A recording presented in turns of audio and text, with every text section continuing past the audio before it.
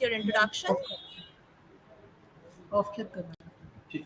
So we are live now. Good evening, everyone. This is Batul from IGCP, the moderator for today's session, and I would like to welcome everyone wholeheartedly at our platform for the better exchange of knowledge that is going to be shared by our stalwart who is present here with us today. So, with great honor and pleasure, I would like to invite our keynote speaker, Doctor, who is here with us. She is none other than Dr. Gursaran Sidhu, ma'am. Ma'am is MBBS, MD, FIACM, FICP, FACCP USA, physician and gold medalist, and HOD of Internal Medicine at Sidhu Hospital, Ludhiana. With ma'am wonderful insight, we are going to talk about the topic for today, which is septicemia. And to talk about this topic, I would like to invite ma'am at our forum. Now, without any further delay, I would like to welcome ma'am and hand over the stage to her for her precious talk to begin. Ma'am, over to you. Thank you. Thank you so much, dear, for such a pleasant introduction. Let us start our topic because this is a very, very important topic. And as physicians, we day in and day out, as clinicians, as physicians, as intensivists, we keep on, looking at this. We come across this day and night. So, what actually is sepsis? So, according to Surviving Sepsis Campaign Guidelines 2021, sepsis is a life threatening organ dysfunction which is caused by a dysregulated host response to infection. So, sepsis occurs when your body develops overwhelming inflammation as a reaction to infection. The problems, so what actually means, it is the body's own reaction of inflammation in response to infection, which is actually not that warranted for. So the problems that develop with sepsis, they can affect multiple organs in the body, and sepsis can be life threatening, and it requires prompt and very skilled medical care. Is sepsis a global health priority? Yes. Why? Because according to WHO, around 6 million patients die of sepsis every year. The 90-day mortality rates are 40 to 50% in developed part of the world, and survivors of sepsis usually they need readmission in the hospitals, and they have very impaired health, and the quality of life is not that good, and they have struggled with long term reduction in cognitive functions. So there has been gradually, with the learning curve, there had been gradual changes in the definition of sepsis. 1992, we started calling it SIRS, that is, it is systemic immune response to sepsis. So, sepsis was again based on SIRS criteria in 2001. The term was called severe sepsis. This existed till 2001, but now we don't use this term. The new definition, according to third consensus of sepsis, is 2016. This was given based on the SOFA score. So, what is the new definition of sepsis? As I already explained to you, because it's been a learning curve, that's why from 1990, the definition, even the definition of septicemia has been changing, how to identify it, which scores to be used. So, sepsis now is defined as a life threatening organ dysfunction caused by dysregulated host response to infection. So there are two, three things. There definitely is infection, but there is the host response is dysregulated, and this is life threatening, and this is multi organ dysfunction. So, septic shock should be considered as a subset of sepsis in which underlying circulatory, cellular, and metabolic abnormalities they contribute to a greater risk of mortality than that posed by sepsis alone. So, this is, as I said earlier, this is the transition in the understanding of sepsis. 1992 was the first definition of sepsis published in the Journal of Chest. 2001 International Sepsis Consensus Conference defined it as sepsis 2. 2016 International Sepsis Consensus Conference, now which is the present one, we say it as sepsis 3. But how does sepsis develop? So, sepsis is caused by severe infection due to increasing microbes in the blood that result in the overwhelming inflammation. So infections could be due to bacteria, viruses, fungi. And what are the most common types of infections? It could be from the skin, cellulitis. UTI is the most common infection in geriatric patients, patients with prostatomegaly, female menopausal patients, especially diabetics, male and female. So this or patients who have renal calculi. So infection of the bladder or of the kidneys. Dental abscess is another, but this is usually localized unless it has rarely gone or if the host is immunocompromised, then you can have sepsis with a huge dental abscess as well. So viral, we've already seen, viral respiratory illnesses. This was the infection caused, like we had influenza, flu, SARS-CoV-2, and pneumonia, an infection of the lungs that can be caused by bacteria and fungi alone, or like we have ABPA.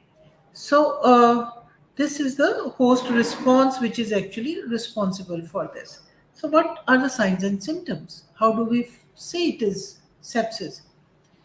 So, these are often very non specific, like fever, which is most common in any febrile, it's a febrile response.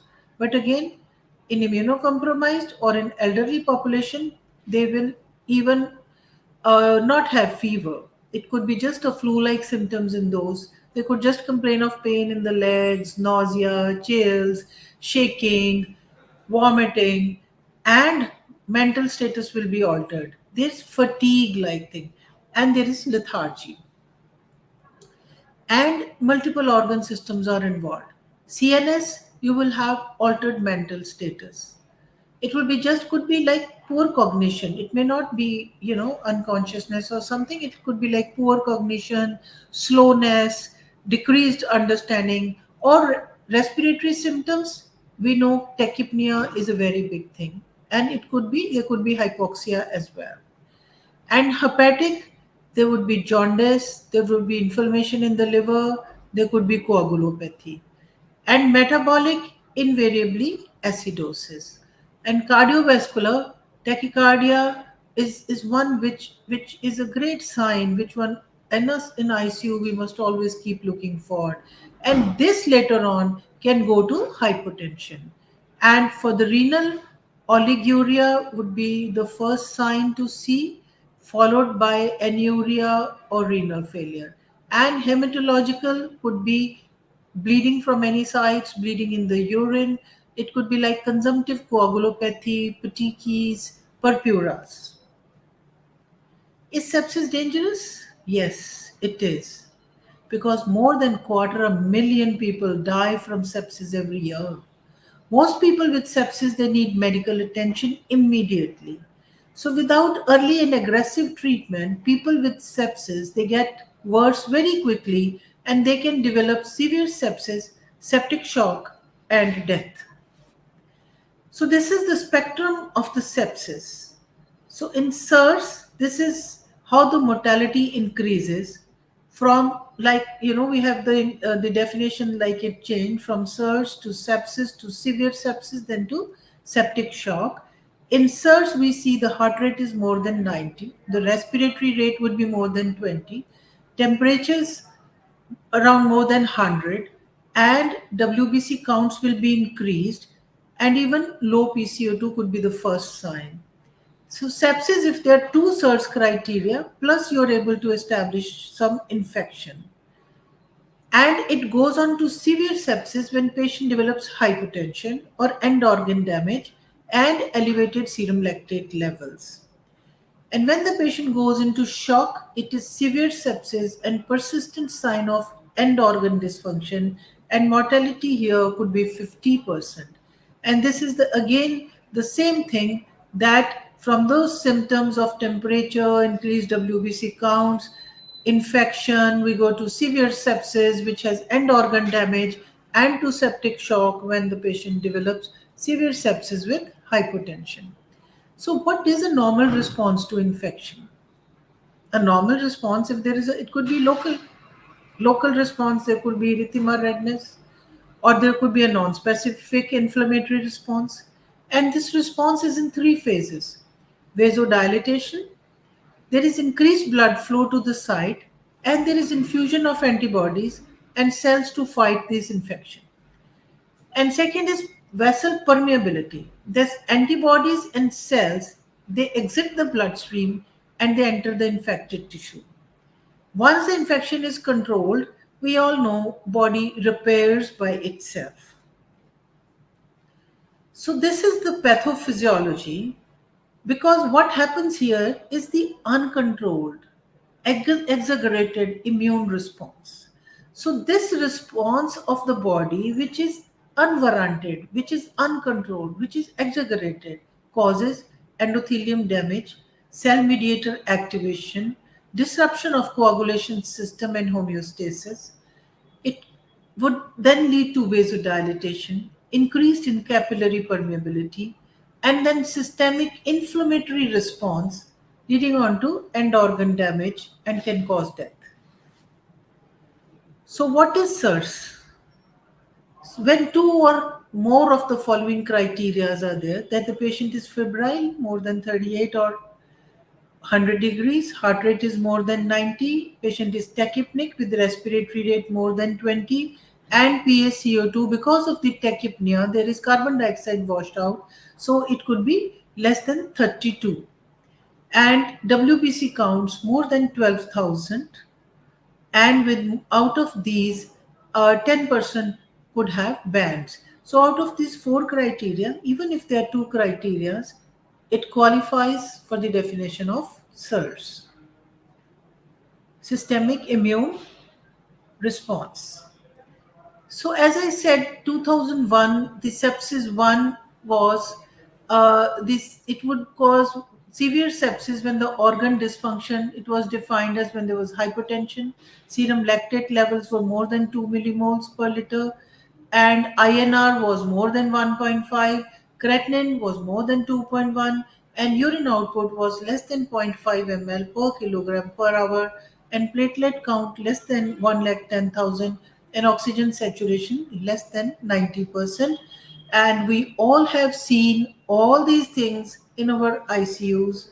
And septic shock is like when there is so much of sepsis that there is concurrent hypertension despite the resuscitation. You've already resuscitated with adequate fluid, but the septic shock, patient is not coming out of the shock. So important were the hypertension, increased lactate levels, increased INR, rise in creatinine levels, oliguria, decrease in platelet count, and oxygen saturation is decreasing. That is the severe sepsis, because platelets in the initial stages, when there is sepsis, the platelet count is usually, it could go high, there could be thrombocytosis in any infection. But once the patient is having septicemia, the platelet count could start going low. And once there is shock, in spite, this shock is in spite of resuscitation. If you have, it is a patient of dehydration, plus he's always, he's been vomiting and there is septicemia. So you resuscitated the patient. But still, even after resuscitation, his blood pressure is not coming up. That is when we say the patient is having septic shock. So, the 2016 definition, that is sepsis 2, this was organ dysfunction. This was defined by increase in the SOFA score when it was more than 2. It's caused by dysregulated response to infection, and there is a threat to survival. And as I said, severe sepsis is the term, but now it is redundant. We call it now straight away septic shock. So sepsis with vasopressors, as I said, you've already resuscitated the patient, but still the blood pressure is not coming high. Serum lactate levels are more than 2. Mean arterial pressures are around 65 even after fluid resuscitation, and you require vasopressors to maintain the patient's blood pressure. So, what is the SOFA score? SOFA score assesses 6 organ dysfunctions. and the scoring ranges from 0 to 4 per system. That is, 0 is there is no dysfunction. So good score is 0. 4 is the most severe dysfunction. If it is very bad, the score will be 4. The range is from 0 to 4. 0 is excellent, 4 is severe sepsis. And systems, what systems we look for? We look for respiration, we look for coagulation, we look for the liver function, the cardiovascular, the central nervous system, and renal. So basically, we look for all these organs, the respiration, if there is tachypnea more than 20, coagulation profile is deranged, INR more than 1, patients showing the mild raise in enzymes level, the liver is impaired, cardiovascular, patient is having tachycardia, CNS, there is decrease in cognition, and renal functions, that is increase in serum creatinine level. So, what is Q SOFA? This is a quick sequential organ failure score. The if the one with SOFA is SOFA square is also not used these days. This was the old term. This was the sequential organ failure score. That, as I said, the organs were respiratory, coagulation, liver, cardiovascular, CNS, and renal. And this is quick SOFA score is quick sequential organ failure score. Here we use only three variables. We don't look for six. We use like as I said, the first profile, the CNS profile. So we say GCS, if it is less than 15, patient has some cognition disorder. Respiration is very important if more than 20, and systolic blood pressure less than 100. So these are the quick things which you will see, that respiration is increased, patients may be little drowsy but cognition is poor, and patient is in shock less than 100. And if two out of these three are present, it indicates poor outcome of patients who have already been diagnosed as sepsis or suspected infection. The Q SOFA score is more specific, but this is less sensitive than the sepsis diagnosis, because here we've just seen three variables: the GCS, the respiration, and the blood pressure. So that's what we have seen. And this indicates what? This indicates the morbidity and the mortality. If respiration rate, so according to quick SOFA score, if the respiration is okay, the score will be 0. If it is more than 22, so the score could go to, according to the respiration, the score could go to 4. So blood pressure less than 100, and if the blood pressure is, it goes even more down, then the mortality would rise by 2 to 3%.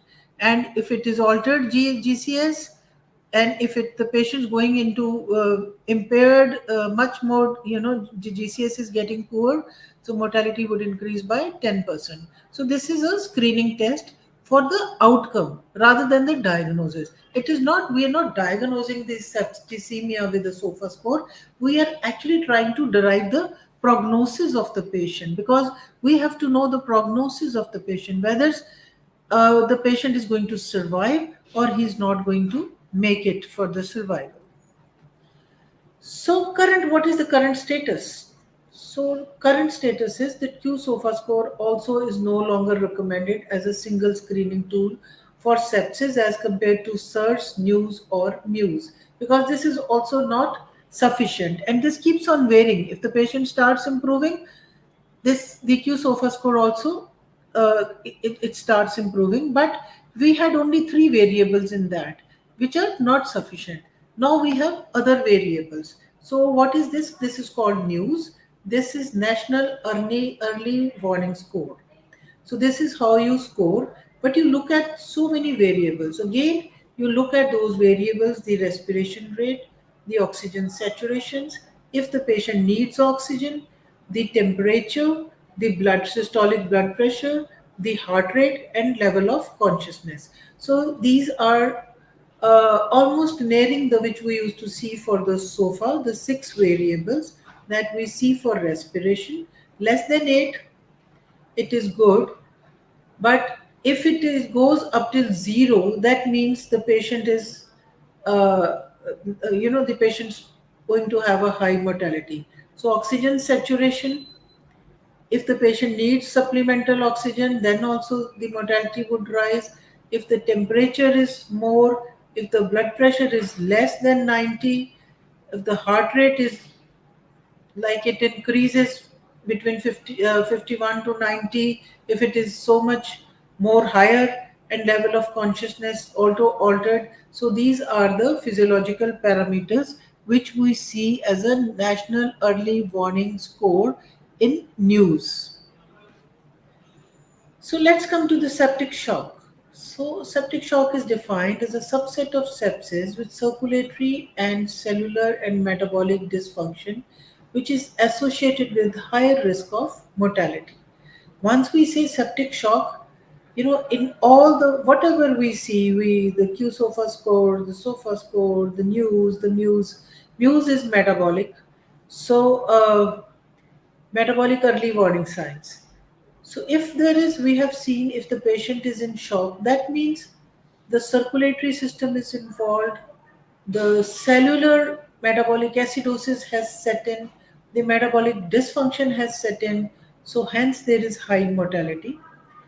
And it, again, as I said, it is defined as a need of vasopressor therapy, increased levels of lactate related to infection, and patient is still in shock in spite of your correction of dehydration and in spite of fluid therapy. So let's see what is the oxygen consumption and what is the oxygen delivery. So as sepsis progresses, the circulatory abnormalities they lead to the imbalance of systemic oxygen delivery and demand. That it is not the respiration system itself, because there is tissue hypoxia. Every cell feels deficient in oxygen. So in spite of you are giving oxygen, delivering oxygen to the patient, but the patient's cells are not able to consume that oxygen. So there is global tissue hypoxia. So this is the key development preceding to multi-organ failure and death. Not that patient is hypoxic, you are giving oxygen. You're doing okay, you're doing good. But who has to consume that oxygen? The tissue which has to consume, the every cell which has to consume that oxygen, they are not able to do so. Hence, there is global tissue hypoxia, and this is what causes multi organ failure and death. So this was, we were looking at every hour patient is sick. It is not that you have just corrected dehydration or you have put an orders for next 24 hours. No, you can't do that. There is a major bundle approach. Like initially you could plan it for 3 hours or a 6 hour bundle. This existed previously, but now management of sepsis, this has been combined under 1 hour bundle, because we need to review everything every hourly minimally. So purpose is that you begin with the resuscitation and the management. You have started, everything, you have sent the labs and you have started the resuscitation with the fluids. This is what our one bundle does. You receive the patient from the triage. There is initial resuscitation for sepsis and septic shock. How it is done? First of all, you have put in all the lines. You have access to, if you get a peripheral line, very good. But in shock, many times you may not be able to get a peripheral line. Quickly, you will need a central line. You have your central monitoring. You have your SpO2, patient is on oxygen. You're watching the respiratory rate, and you have sent the labs. The labs have come. You have one initial hour. In first hour, you've already resuscitated the patient, and now you look at the lactate levels. So lactate levels are more than 2. You have already obtained the cultures before starting the antibiotics. Now the lactate levels are more than 2. You know it is septicemia. You know it is not only dehydration, it is not only hypovolemic shock, because your lactate levels are high and you've already resuscitated the patient for 1 hour and still the patient is in shock. You have also sent the blood cultures. because this is very, very important. No point starting antibiotics first because antibiotics are going to take time. And if you give an antibiotic first and then, okay, the lab is coming later to collect the blood cultures, then you will be nowhere. Your blood cultures will show no growth, and all this effort will be useless. So if you are in a hurry, you can have the culture bottles in your intensive care itself, and you can draw the cultures yourself before starting the antibiotics. Then you start administering the antibiotics, and we begin rapid administration of the crystalloid for hypotension or ringer lactate. and, and then at the same time we start vasopressors if hypotension and shock is still there during or after the fluid resuscitation. What do we want to maintain around at least a mean arterial pressure of more than 65 millimeters of mercury.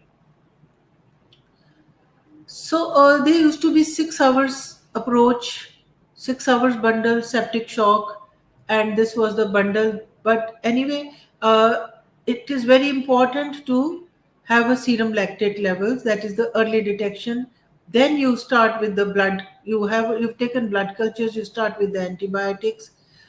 Early, GDT, hypotension, you immediately start initial bolus of fluid. You give 20 to 40 ml of crystalloid fluids, that is ringer lactate, normal saline, or which could be equivalent to the colloids as well. And you start the vasopressors, your noradrenaline, adrenaline infusion, dopamine infusion, and you titrate to maintain the mean arterial pressure to more than 65. And if the serum lactate levels are more than 4, you immediately must get a CVP and maintain the CVP to around more than 8 millimeters of mercury and mean arterial pressure of more than 65.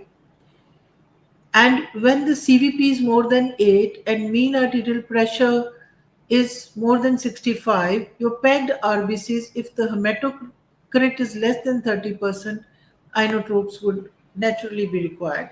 So then this was 1 hour bundle approach. Then, after 3 hours, then after 6 hours, then it is 24-hour severe sepsis and septic shock bundle.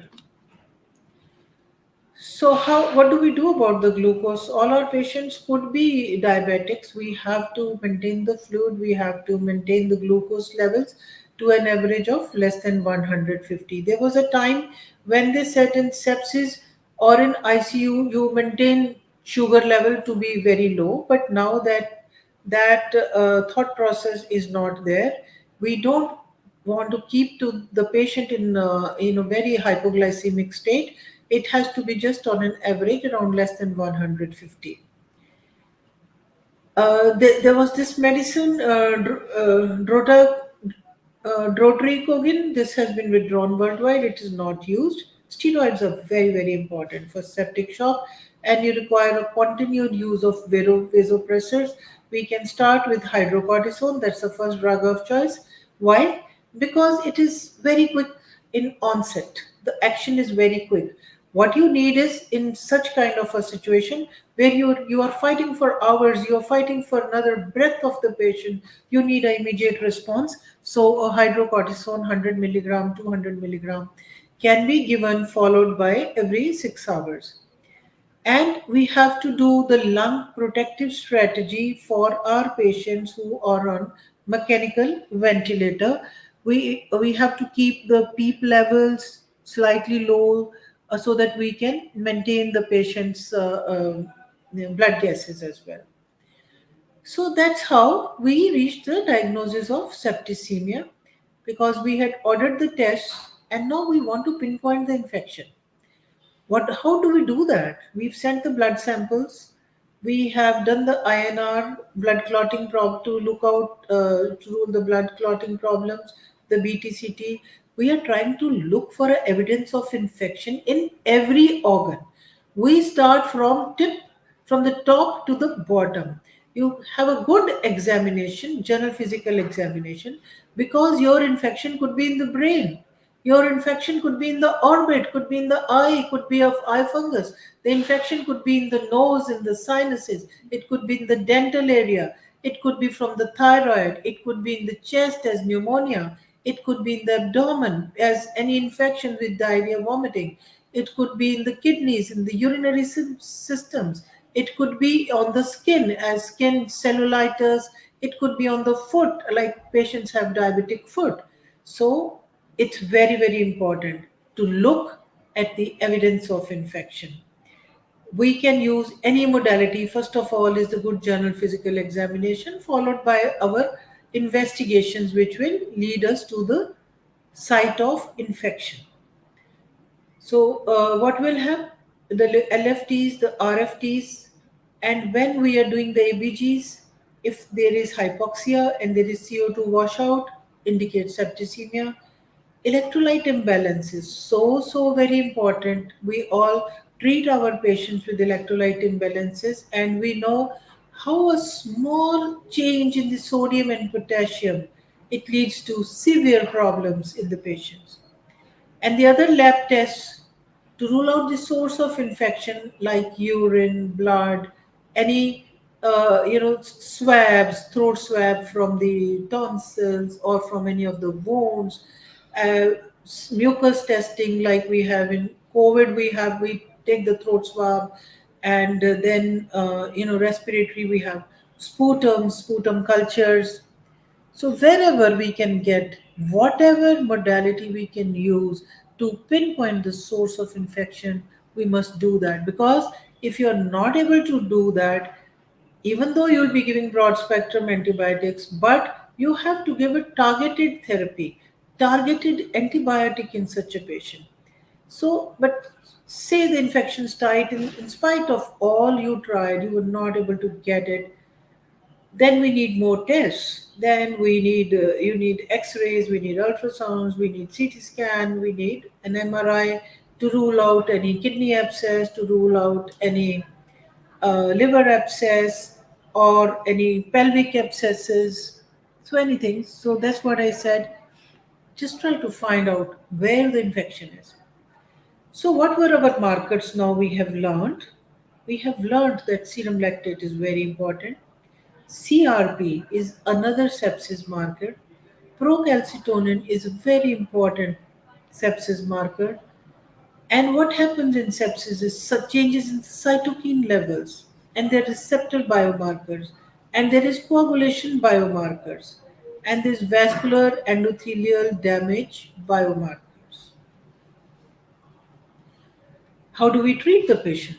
We start from the respiration, look at the saturations, see if the patient can be maintained on oxygen saturation with the nasal prong or a mask or a NRB or a CPAP, or you need to intubate the patient and put the patient on mechanical ventilation. So, this you have to assess quickly. This is the first thing. First thing you see is the breathing. You have seen, the patient come, patient is sinused, patient is not breathing, and you are there in the triage or in the emergency. You should be able to do immediate, it's the time to raise an alarm. Call everybody. If you can't do it, ask for help, and patient needs to be immediately put on ventilator, and intubation is the first thing which can save the patient. Then you have seen the circulation. You have seen the blood pressure, you've seen the circulation, and BP is low. You put a large bore needle and rush the fluid. First fluid to rush is NS, because by this time you don't even know if the patient is a diabetic or not. That's the safest thing to do, and then you can follow little later with that. So what is early thorough treatment? It raises the likelihood of recovery. People who have sepsis, they need close monitoring and treatment in a hospital intensive care unit, and different medications are used in treating sepsis and septic shock. They include antibiotics, fluids, vasopressors, supportive care, and surgery. Where do we need surgery? To drain the pus, to remove, to debride the dead tissues, and to remove the infected tissues. So, sepsis could be in the adults, could be in the pediatric population. So it could be a suspected infection especially in an immunocompromised patient, an open wound, sores, cellulitis, bed sores, UTI, pneumonia, meningitis, indwelling catheters, vomiting, diarrhea, any recent surgery, patients on chronic steroid use or abuse, suspected infections when temperature is high, and high risk criteria will be malignancies, patients who have no spleen, patients who have bone marrow transplant or indwelling medical device like pacemaker or DJ stentings or ventriculoperitoneal shunts, or patient who undergone organ transplantation, or severe intellectual disability or cerebral palsy patients, patients who are immunocompromised because of HIV, or patients who have chronic steroid abuse.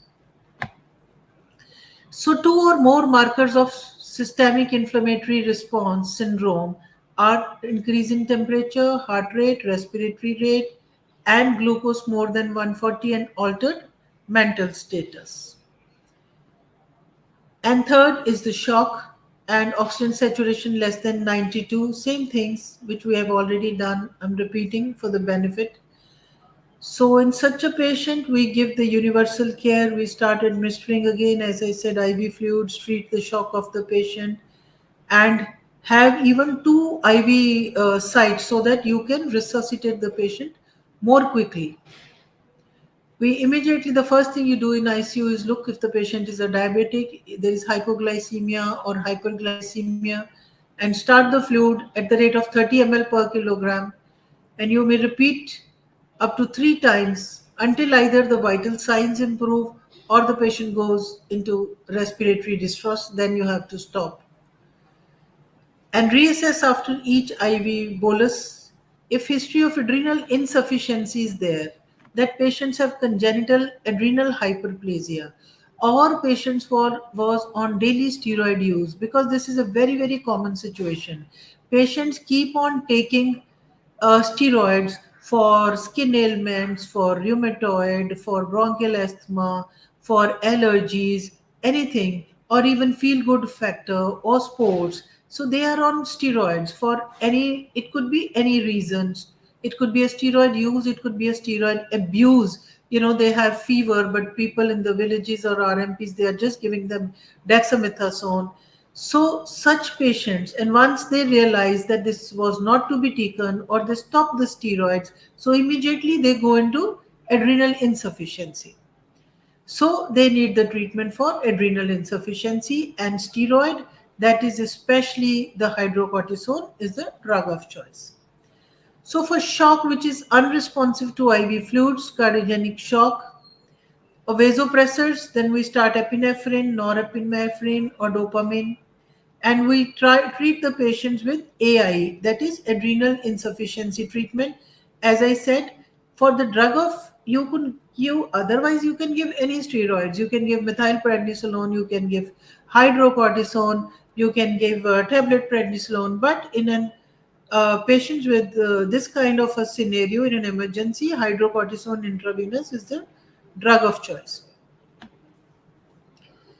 So fluids are the mainstay of therapy, and others includes IV antibiotics, control from the source, supportive care, ventilators if required, and recommended fixed volume is 30 ml per kilogram of crystalloid in the first 3 hours, followed by maintenance fluid.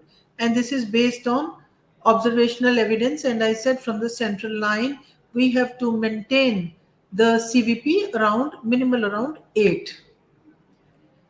What we need to do is interventions. We have to restrict the fluids in case of severe hypoperfusion or severe circulatory impairment, which is defined as lactate more than 4 millimoles, mean arterial blood pressure below 50, or urinary output less than 0.1 ml per kilogram body weight per hour, but only in the first 2 hours after. This was the studies which were done, because if the patient is in acute renal failure already, is in shock, is not, you have already resuscitated, and but you are still overdoing, then the patient will again go into the fluid will go into the lungs and patient will have respiratory failure. So you have to assess that, is the patient making enough urine? What about dopamine? Patients who've been given dopamine, the survival is the worst. So dopamine is not used to treat septic shock these days. Hospitals and other EMS, they use norepinephrine for the better survival of the septic shock. So respiratory component, as I said, there is mismatch of oxygen availability to the changing needs of the organs. So keep the saturation more than 92% by nasal prong, by mask, by non-rebreathing masks, by CPAP or by intubation or by ventilator. So respiratory failure in such patients can happen very quickly. The attendants could say, he was fine, he was breathing, and suddenly you find patient is gone into ARDS. Treatment with Centhaquin or Lifaquin. This is a newer drug, and we happened to participate in the clinical trial of this drug. As a principal investigator, I was there, and this showed very significant safety and efficacy in preclinical as well as clinical phase 1, 2, and 3 studies. What does Synthaquin does? Synthaquin is available in India by the name of Lifaquin. It increases the blood pressure and cardiac output by augmenting venous blood return to the heart.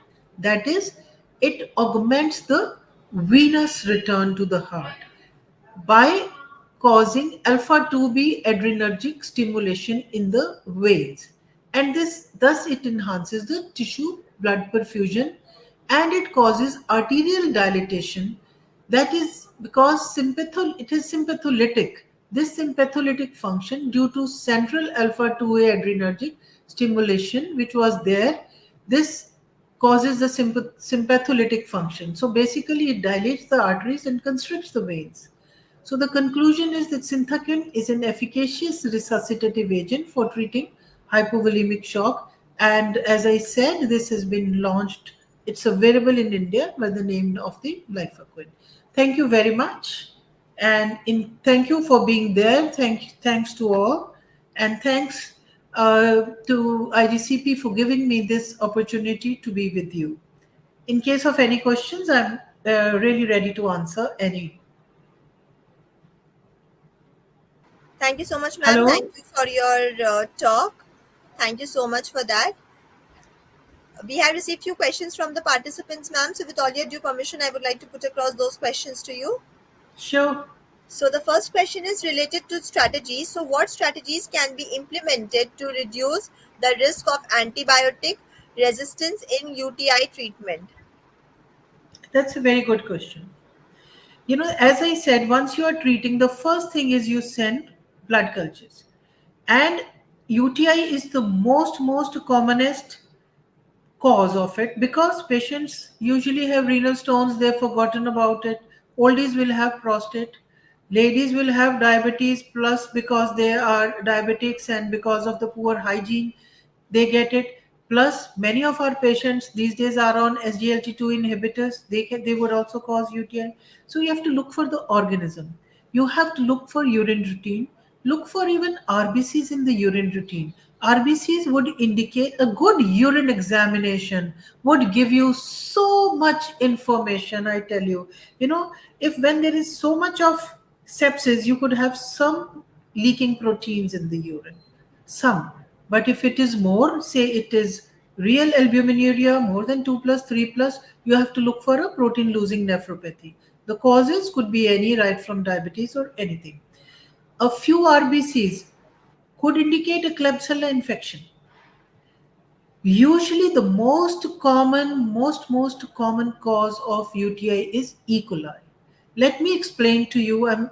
This is from my clinical experience, that E. coli today. There were timings when Pseudomonas was really used to bug us all. Was a very bad organism, or we had methicillin resistant staph or something. But these days, E. coli, Escherichia, these are the organisms which keep on um, troubling us so much, troubling us and troubling our patients so much. Why? Because One very important thing, I've already given you the reasons: prostates, menopause, SGLT2, females, diabetes, renal stones, and plus what happens is the hygiene. Now, please, everybody, listen very carefully. We have all shifted from Indian squatting seats to the English seats. But we have that Jagaru jet which comes from the back and it washes the anus first and then comes to the genitalia, say to the urethra. So in men, this may not make a difference because their penile urethra is very long. But in women, especially menopausal and diabetics, whenever they are washing themselves after passing stools, the jet of water comes from the back and it pushes the stool anteriorly towards the genital area, towards the urethra. And every woman feels I need to wash it very thoroughly and keeps on rubbing on the urethra. So, what is happening? The whole of the E. coli from the stools is actually going to the urethra and then to the urinary bladder and to the kidneys.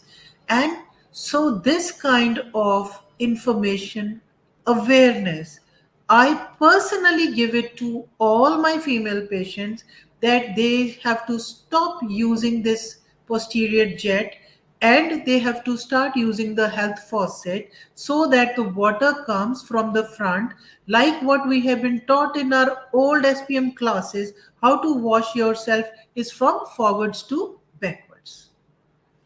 I hope that will pretty answer the question, what person's been looking for. Indeed, indeed, ma'am. Yes, it did. Thank you so much, and thank you for this awareness and explaining it how we should take care of it. Moving to the next question, ma'am. The next question is related to patients' follow up. So, when should patients be followed up after treatment for UTIs, and what should be monitored? Well, now we were talking of septicemia. It is once the patient's gone back home, you have given everything. You have given now. If the patient's, a patient has got a prostate and still there are renal calculi, they need drugs like nitrofurantoin, which are cheap, which can be given even for 3 months, 4 months. But other patients where it was reversible, the urine routine is now absolutely normal. You can stop the antibiotics after 2 weeks, but ask the patient to keep good health hygiene.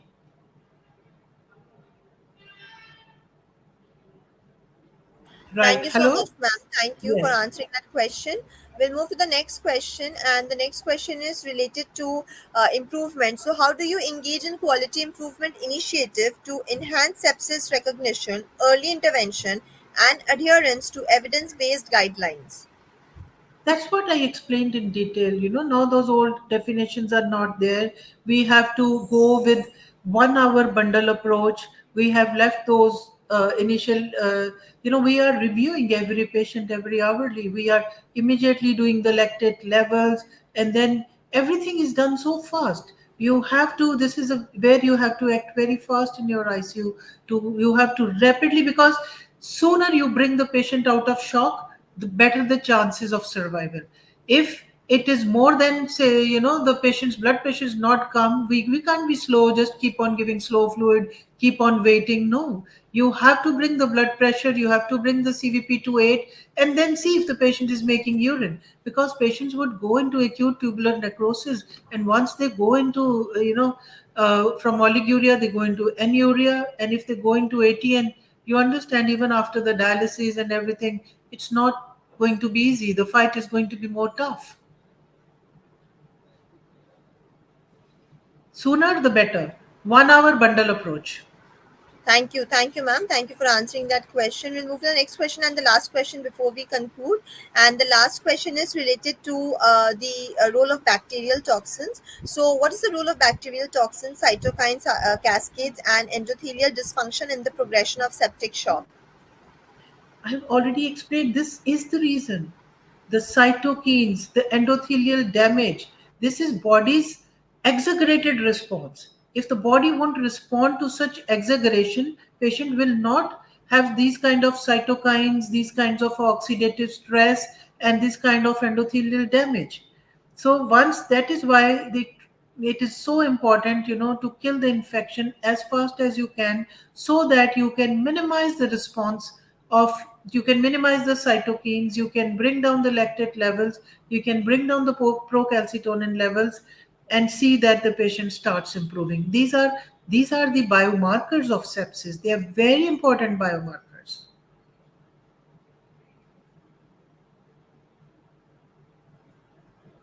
Thank you Over. so much, ma'am.